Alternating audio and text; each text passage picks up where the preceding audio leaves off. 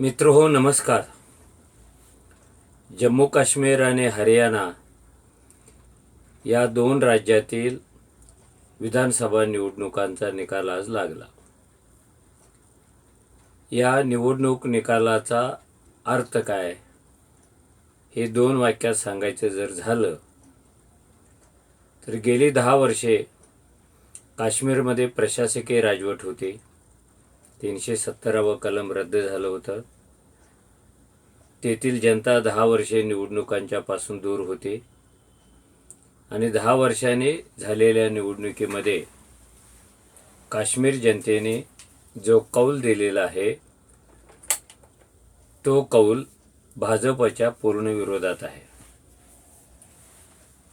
स्वबळावर national conference आणि काँग्रेस या आघाडीचं सरकार तिथे येणार आहे. याचाच अर्थ असा की भाजपने सातत्याने एक मस्तीची भूमिका घेऊन आम्हीच येणार, आम्हीच जिंकणार असं सातत्याने सांगण्याचा जो प्रयत्न चालवला होता ती मस्ती जम्मू काश्मीरच्या लोकांनी जिरवलेली आहे. आता प्रश्न राहिला हरियाणाचा.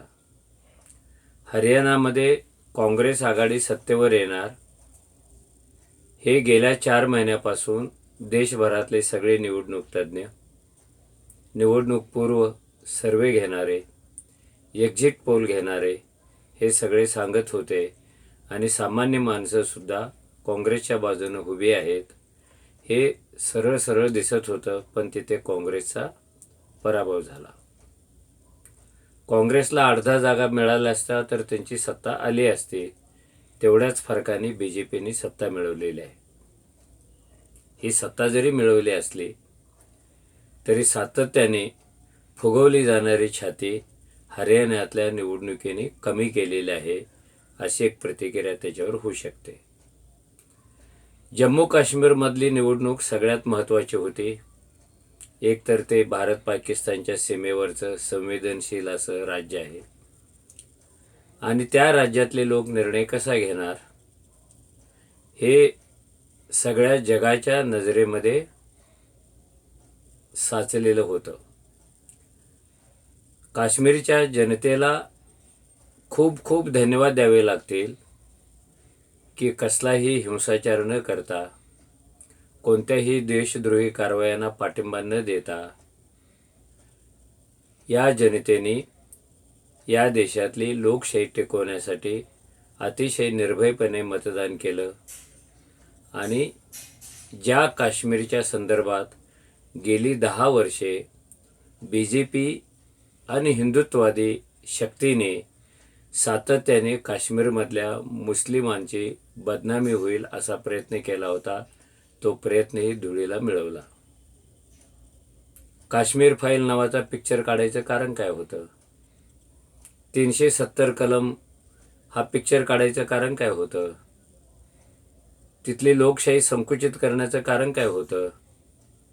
हे आता फारसं लपलेलं नाही आहे.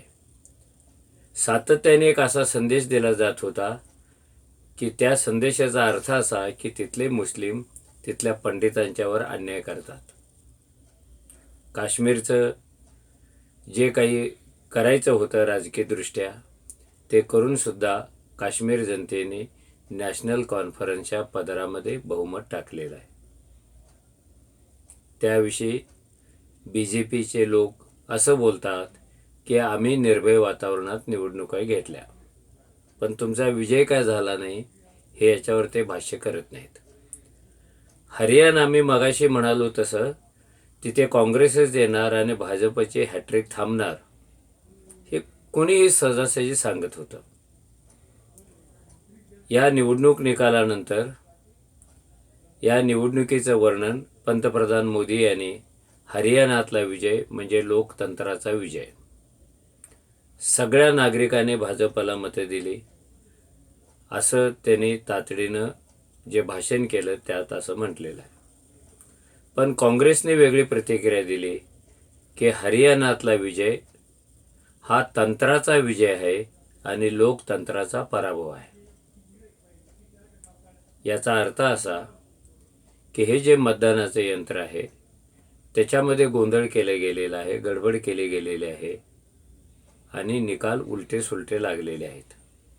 एकतर ते उशिरा लागलेले आहेत, चक्रावून टाकावा अशा पद्धतीनं त्यांचा निकाल आहे आणि काँग्रेस निवडणूक आयोगाकडे जाऊन आपली लढाई लढणार आहे. आता ह्या दोन्ही राज्यांच्या निवडणुकीचा परिणाम महाराष्ट्रावर काय होईल अशी पण चर्चा चालू झाली आणि काही उतावीळ नेते, वाचाळ नेते महाराष्ट्र अभी बाकी है, हरियाणा एक झाके आहे अशा पद्धतीने भाषणं करायला लागलेले आहेत. मोदीने आणखीन एक गोष्ट सांगितली की ती म्हणजे ज्या प्रदेशात गीता सांगितली गेली त्या सत्याचा हा विजय आहे. मोदी अधूनमधून गीता गीता गीता बोलत असतात, पण गीतेचा ते नीट अर्थ सांगत नाहीत. त्यांच्याकडे हिंमत असेल तर त्यांनी रोज एकदा 18व्या अध्यायाचा अर्थ सांगायला पाहिजे. हे जे हरियाणा होतं हे गेल्या 10 वर्षात जाणीवपूर्वक देशातलं एक प्रबळ असं हिंदुत्ववादी राज्य बनवलं गेलेलं आहे. तिथल्या राजकीय घोषणा काय, तिथल्या धार्मिक घोषणा काय, हे सगळे जर विचारात घेतलं तर गुजरातपेक्षा सुद्धा हिंदुत्वाची, कडव्या हिंदुत्वाची एक मोठी प्रयोगशाळा म्हणजे हरियाणा आहे. त्यामुळं तिथल्या निकालाचा परिणाम महाराष्ट्रावर होईल असं म्हणणं हे वेडेपणाचं आहे. कारण हरियाणा आणि महाराष्ट्र ह्यांची प्रकृती, ह्यांची संस्कृती, ह्यांचं राजकारण पूर्णपणे भिन्न आहे. हरियाणाने अजून एक गोष्ट केली की महिला कुस्तीपटूला त्याने निवडून दिलं. असे कुस्तीपटू जिच्या वडिलाची हत्या झालेली आहे आणि जी महाराष्ट्र देशातल्या कुस्तीगीर संघटनेच्या प्रमुखाशी लढणारी ही महिला होती. मग आता इथे हिंदुत्वाचा प्रश्न काय आला असा पण कुणीतरी आवाज उठून विचारेल.